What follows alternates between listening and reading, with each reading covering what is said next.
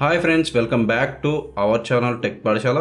మీరు కనుక first time మన ఛానల్ యొక్క వీడియోస్ చూస్తున్నట్లయితే ఈ వీడియో కింద రెడ్ కలర్లో సబ్స్క్రైబ్ అనే బటన్ కనిపిస్తుంది. ఆ సబ్స్క్రైబ్ బటన్ క్లిక్ చేయండి. అలాగే పక్కన బెల్ మీద ట్యాప్ చేసి ఆల్ మీద నొక్కండి. దీని ద్వారా ఎప్పటికప్పుడు మన ఛానల్ యొక్క లేటెస్ట్ అప్డేట్స్ అనేది మీరు మీ మొబైల్లో పొందగలరు. ఇక ఏమాత్రం ఆలోచన చేయకుండా టాపిక్లోకి అయితే వెళ్ళిపోదాం.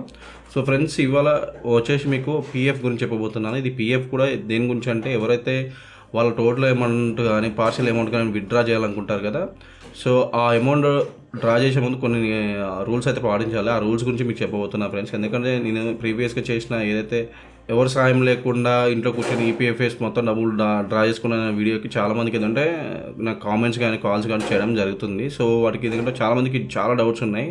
సో దాని గురించే ఇప్పుడు మీకు దానికి సంబంధించి మొత్తం అసలు ఎలాంటి రూల్స్ ఉంటాయి అని చెప్పబోతున్నాను. ఈపీఎఫ్ఓ మెంబర్ పోర్టల్ లాగిన్ అయితే అవ్వండి. అయిన తర్వాత మీకైతే డాష్ బోర్డ్ ఇలా ఉంటుంది. మీ అందరికీ తెలుసు డాష్ బోర్డ్ ఎలా ఉంటుందని లాగిన్ అయినాక. సో వన్స్ లాగిన్ అయినాక ఏంటంటే ఇక్కడ చూడండి, ఖచ్చితంగా మీ నేమ్ అనేది ఖచ్చితంగా సేమ్ ఉండాలి.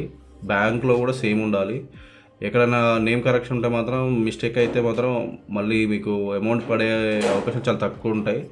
అలాగే ఇక్కడ డేట్ ఆఫ్ బర్త్ ఉంది కదా, డేట్ ఆఫ్ బర్త్ కూడా కరెక్ట్ ఉండాలి. అండ్ ప్రొఫైల్ ఇన్ఫర్మేషన్ అని ఉంటుంది. సో ఈ ప్రొఫైల్ ఇన్ఫర్మేషన్ ఏంటంటే మీకు ఖచ్చితంగా ఆధార్ అనేది వెరిఫై అవ్వాల్సి ఉంటుంది. దాని తర్వాత పాన్ కార్డ్ కూడా వెరిఫై అవ్వాలి. బ్యాంక్ కూడా వెరిఫై అవ్వాల్సి ఉంటుంది. అండ్ మొబైల్ నెంబర్ కూడా వెరిఫై అవ్వాలి. ఈ మెయిల్ అనేది మ్యాండేటరీ అయితే కాదు. చెప్పాను కదా, ఇందులో ఏంటంటే మీకు ఖచ్చితంగా మీ పేరు, mobile number and Aadhaar number, pan card, date of birth ఇవన్నీ కరెక్ట్గా ఉంటేనే మీకు అయితే వస్తున్నాయి, లేకపోతే రాదు. ఇది మాత్రం గుర్తుపెట్టుకోండి, మీ అమౌంట్ అయితే మీకు రాదు. సో అందుకే మీకు ఈ క్లారిటీగా అయితే గుర్తుపెట్టుకుని ఇవన్నీ డీటెయిల్స్ కరెక్ట్ ఉంటేనే నెక్స్ట్ ప్రాసెస్కి అయితే వెళ్తుంది. సో మీ ఒకవేళ ఇంకా ఇన్ డీటెయిల్గా తెలుసుకుంటే ఇక్కడ వ్యూ అనే ఆప్షన్ ఉంటుంది. వ్యూలో ప్రొఫైల్ మీద క్లిక్ చేయండి. ప్రొఫైల్కి వెళ్తే మీకు ఇక్కడ అన్నీ కనిపిస్తాయి. మీ mobile number, mail, name, date of birth, gender, father name, relation, qualification, marital status, permanent address, current address ఇవన్నీ ఉంటాయి. సో ఇవన్నీ అయితే కరెక్ట్గా ఉన్నాయో లేవో చూసుకోండి. ఫస్ట్ ఆఫ్ ఆల్ ఇవన్నీ కరెక్ట్ ఉండాలంటేనే మీరు పీఎఫ్ విత్డ్రా కోసం అయితే అప్లై చేసుకోండి. అప్పటి వరకు అయితే పీఎఫ్ విత్డ్రా కోసం అప్లై చేసుకోకండి. సో నెక్స్ట్ స్టెప్ వచ్చేసి మీరు ఏం చేయాలంటే ఆన్లైన్ సర్వీసెస్ అని ఉంటుంది, దాంట్లో క్లెయిమ్ ఉంటుంది. సో దాంట్లో క్లిక్ చేయండి. మీరు దీని తర్వాత ఏం చేయాలంటే క్లెయిమ్కి అయితే వచ్చేసేయండి. క్లెయిమ్కి వచ్చేసిన తర్వాత ఇక్కడ మీ అకౌంట్ నెంబర్ మరోసారి అయితే ఎంటర్ చేయండి. ఆ అకౌంట్ నెంబర్ మరోసారి ఎంటర్ చేసి వెరిఫై మీద అయితే క్లిక్ చేయండి. వెరిఫై మీద క్లిక్ చేస్తే మీకు వెరిఫై అయితే అయిపోతుంది. సో ఇప్పుడు ఏంటంటే ప్రొసీడ్ ఫర్ ఆన్లైన్ క్లెయిమ్ ఉంది కదా, దాని మీద అయితే క్లిక్ చేయండి. ఇప్పుడు ఇది క్లారిటీగా చూడండి. ఇక్కడ ఇది చాలా ముఖ్యం. మొబైల్ నెంబరు, అకౌంట్ నెంబరు, నేము, పాన్ నెంబర్ అన్నీ, డేట్ ఆఫ్ జాయినింగ్ అన్నీ వచ్చేసినాయి మనకి. అన్నీ అయిపోయాక ఇక్కడ చూడండి పీఎఫ్ అడ్వాన్స్ ఫామ్ 31 అని ఉంటుంది.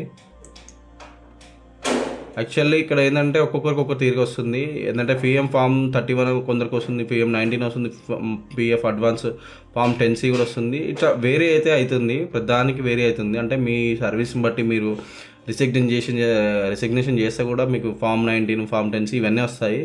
ఆల్రెడీ నేను ప్రీవియస్ వీడియోలో చెప్పాను. ఆ వీడియోలో మీకు అయితే మీరు చూడకపోతే ఆ వీడియో లింక్ అయితే ఇక్కడ ఐ కార్డ్లో ఇస్తాను, అక్కడ చూడొచ్చు. లేదా డిస్క్రిప్షన్లో కూడా మీకు ఆ వీడియో లింక్ అయితే ఉంటుంది, అక్కడ కూడా చూడొచ్చు. సో ఫామ్ 19 నాకేంటంటే ఆల్రెడీ నేను రెగ్యులర్ అవుతున్నాను కాబట్టి ఫామ్ 31 చూపెట్టింది. లేదంటే నేను అంటే డిస్కంటిన్యూ అంటే అంటే గ్యాప్ ఏమైనా ఉంటే ఫామ్ 19 కూడా వచ్చేది, ఫామ్ 10C కూడా వచ్చేది. సో అది చూపించడం లేదు.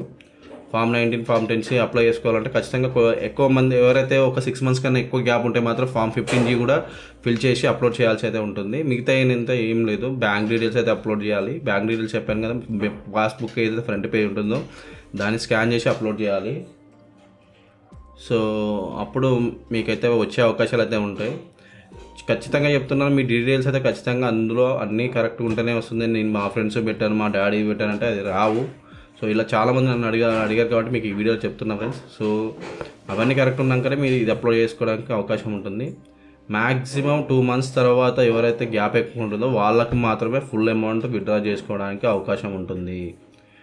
లేదు నాకు 2 months బిలోనే మళ్ళీ కొత్త కంపెనీలో జాయిన్ అయినాను, నాకు అక్కడ పీఎఫ్ వచ్చిందంటే వాళ్ళు జస్ట్ పీఎఫ్ అడ్వాన్స్ తీసుకోవడానికి అవకాశం ఉంటుంది, మిగతా అయితే అవకాశం ఉండవు. సో ఇప్పుడు చూపెట్టాం కదా, అలా ఏదో పీఎఫ్ సెషన్ షార్ట్ సర్వీస్ అని వస్తే మీకు ఫుల్ అమౌంట్ క్లెయిమ్ చేసుకోవడానికి అవకాశం అయితే ఉంటుంది. సో ఇట్లా మీరైతే మీ అమౌంట్ విత్డ్రా చేసుకోవచ్చు. ఇంకేమైనా డౌట్స్ ఉంటే కింద కాంటాక్ట్ నెంబర్ ఉంటుంది అండ్ నా వాట్సాప్ నెంబర్ ఉంటుంది, దాంట్లో మెసేజ్ చేయొచ్చు. సో సర్వీస్ ఛార్జెస్ అయితే అప్లికేబుల్ అవుతాయి friends. Thank you friends. Have a nice day. Bye bye.